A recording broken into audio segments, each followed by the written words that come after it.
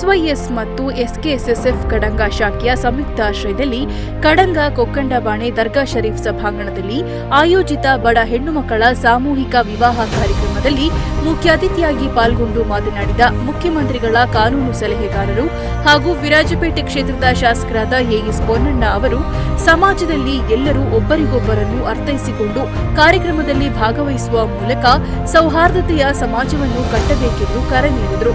ಸಮಾಜದ ಬಡ ಹೆಣ್ಣು ಮಕ್ಕಳ ವಿವಾಹ ಕಾರ್ಯವನ್ನು ನೆರವೇರಿಸುವ ಮೂಲಕ ಬಡ ಪೋಷಕರ ಕಣ್ಣೀರನ್ನು ಒರೆಸುವಂತಹ ಕಾರ್ಯವನ್ನು ಮಾಡುತ್ತಿರುವ ಎಸ್ವೈಎಸ್ ಮತ್ತು ಎಸ್ಕೆಎಸ್ಎಸ್ಎಫ್ ಸಂಘಟನೆಗಳ ಕಾರ್ಯ ಶ್ಲಾಘನೀಯವೆಂದರು.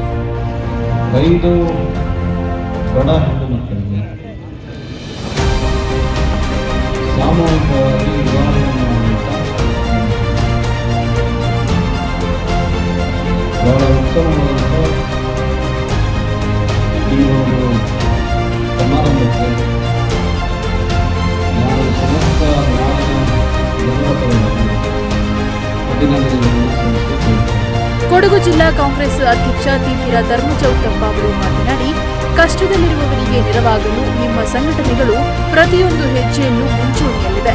ಸಂಘಟನೆ ಗಳಿಸಿದ ಸಂಪಾದನೆಯಲ್ಲಿ ಸ್ವಲ್ಪ ಭಾಗವನ್ನು ಬೇರೆಯವರ ಕಷ್ಟಗಳಿಗೆ ಸಹಕರಿಸುತ್ತಿರುವುದು ಸಮಾಜಕ್ಕೆ ಮಾದರಿಯಾಗಿದೆ ಎಂದರು.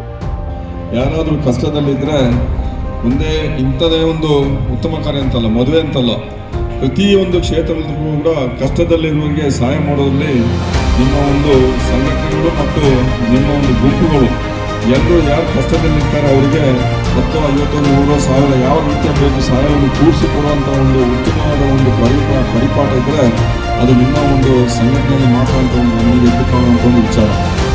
ನಾನು ಮೊದಲಿನಿಂದ ಚಿಕ್ಕದನ್ನು ಕೂಡ ನಾನು ನೋಡಿದ್ದೆ. ನೋಡಿ ಕಲ್ತ್ಕೊಳ್ಳೋದು ನಾವೆಲ್ಲ ನಿಜವಾಗಿಯೂ ನಾವು ಕಲ್ತ್ಕೊಳ್ಬೇಕಂತ ಒಂದು ವಿಚಾರ ಕೂಡ ಹೌದು.